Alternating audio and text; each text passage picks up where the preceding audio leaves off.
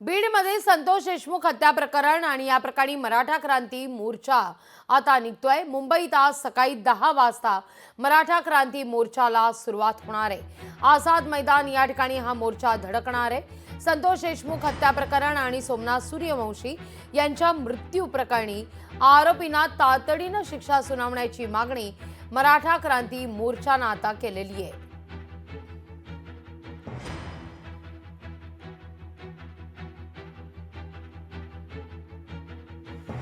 मुंबईत आज जनाक्रोश मोर्चा सुरू होणार आहे।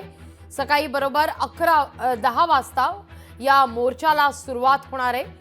आझाद मैदानात साधारणतः 11च्या दरम्यान हा मोर्चा येऊन धडकेल। सुरेश धस, जितेंद्र आव्हाड या मोर्चात सहभागी होणार असल्याचं म्हटलं जात आहे। अधिक माहिती घेण्याकरता थेट जाते आपले प्रतिनिधी चेतन ननावरे यांच्याकडे। चेतन, काय अधिक माहिती या सगळ्या संदर्भात? 10 वाजता या मोर्चाला सुरुवात होणार आहे। धस देखील या मोर्चात सहभागी होणार असल्याचं कळतंय। आणखीन कोणकोणते नेते, लोकप्रतिनिधी या मोर्चात सहभागी होतील?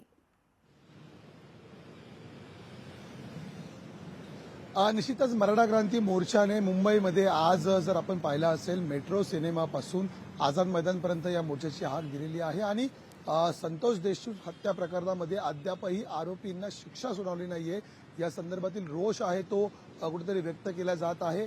आणि सर्वात महत्त्वाची बाब म्हणजे सरकार एकीकडे जरी माजी न्यायमूर्तींच्या अध्यक्षतेखाली न्यायालयीन समिती गठीत केली असेल, दुसरीकडे SIT स्थापन केली आहे, तिसरीकडे CBIचा तपास सुरू असला तरीही आरोपींना तत्काळ शिक्षा सुनावताना धनंजय मुंडेंच्या बाजूनेही कुठेतरी या ठिकाणी रोख आहे तो दिसून येत आहे आणि सर्वपक्षीय नेते यामध्ये सामील व्हावं असं आवाहनही मराठा क्रांती मोर्चाने केलेलं आहे। त्यामुळे आज एकंदरीत या पार पडणाऱ्या मोर्चामध्ये आता कोणकोणते नेते सामील होतात याकडे सर्वांचं लक्ष असेल। या आधीपासून शरदचंद्र पवार राष्ट्रवादी काँग्रेस गटाचे नेते सातत्याने या प्रकरणात लावून धरत आहेत। मात्र दुसरीकडे सत्ताधारी पक्षातील स्वतः सुरेश धस असतील किंवा अभिमन्यू पवार असतील यांनी या आंदोलनामध्ये उडी घेतलेली होती। त्यामुळे आज पुन्हा एकदा भाजपचे आमदारही या आंदोलनामध्ये सामील होणार का हे पाहणं महत्त्वाचं असेल। लागवी निश्चित चेतन, धन्यवाद तुम्ही दिलेल्या माहिती करता। लोकशाही मराठी ऐका, पहा, जागरूक रहा।